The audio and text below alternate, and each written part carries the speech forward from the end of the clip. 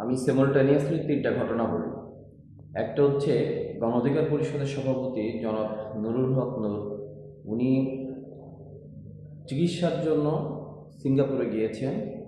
কারণ বাংলাদেশেই এই গণ অভ্যুত্থান পরবর্তী সময় সেনাবাহিনী এবং পুলিশ কর্তৃক মরণঘাতী আক্রমণের শিকার হয়ে আহত হয়েছে নুরুল হক নূর। প্রায় 22-23 দিন উনি দেশে চিকিৎসার পরে উন্নত চিকিৎসার জন্য ডাক্তারের পরামর্শে বিদেশে যাচ্ছেন।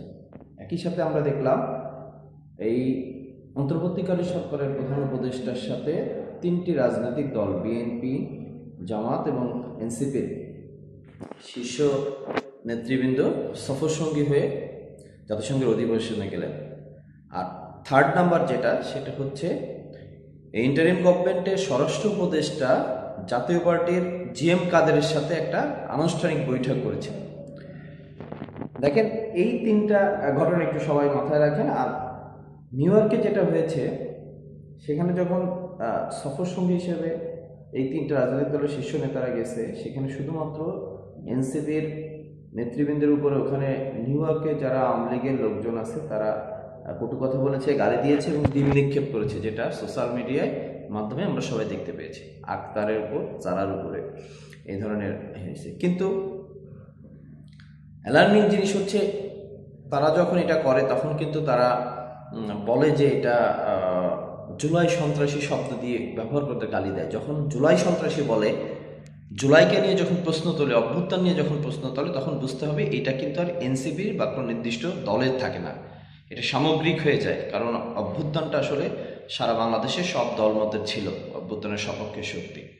সুতরাং এটা আর এনসিপির ইস্যু না। জুলাই সন্ত্রাসী বলে যখন আমাদের উপরে হামলা করেছে, এটা সামগ্রিক বাংলাদেশের অভ্যুত্থানের বিপক্ষে একটা হামলা বলে গৃহীত হওয়া উচিত। ব্যক্তিগতভাবে আমি সেটা মনে করি। আমি তীব্র নিন্দা এবং ক্ষোভ জানাচ্ছি এই ঘটনা। কিন্তু আমার আজকে ভিডিও বা আমার আলোচনার যে বিষয়, প্রধান সফর সঙ্গী হিসেবে যেখানে বিএনপি শীর্ষ নেতা, জামাতের শীর্ষ নেতা গিয়েছেন, তাদের উপরে কিন্তু হামলা হয় নাই।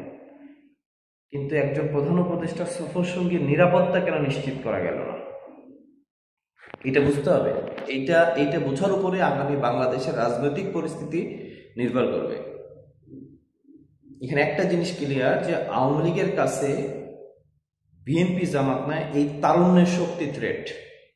আই রিপিট, এটা এনসিপি বলে কোনো কথা নাই, তারুণ্যের শক্তি। যে কারণে দেশের মাটিতে নুরুল হক নূরের উপরে শুধু মরণঘাতী হামলা হয়েছে, বিদেশের মাটিতে মাহফুজ বা আক্তাদের উপরে হামলা হচ্ছে।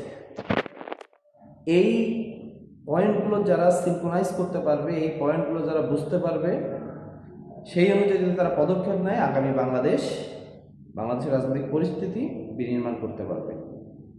এর কিন্তু বিকল্প নাই।